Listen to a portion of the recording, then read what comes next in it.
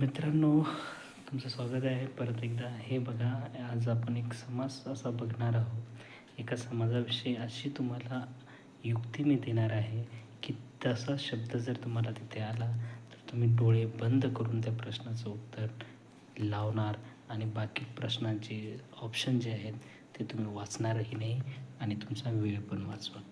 आता बघा, एक शब्द दिलेला आहे देखो मित्रांनो तुम्हाला इथे, त्रिमूर्ती. त्रिमूर्ती, तीन तीन या संख्येचा उल्लेख इथं होतो आहे आपल्याला. त्रिमूर्ती. आता बहुब्री समास, ऑप्शन पहिला आहे बहुब्री समास.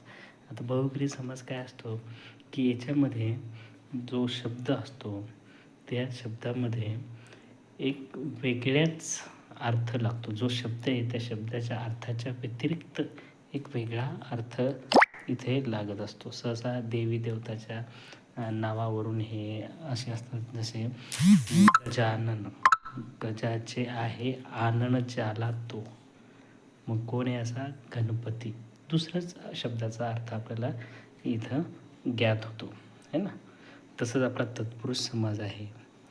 मग आपला अवयवीभाव समाज आहे, ज्याच्यामध्ये काहीही बदल होत नाही असा एखादा शब्द असतो.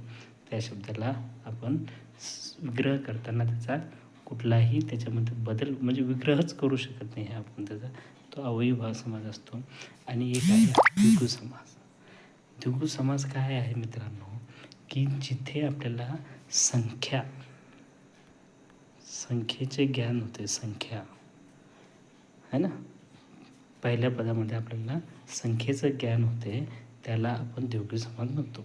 आता हा त्रिमूर्ती म्हणजे तीन मूर्ती है ना, तीन मूर्तींचा समूह, तो जरा त्रिमूर्ती है ना. तर मग हा संख्या इथे येत आहे मित्रांनो.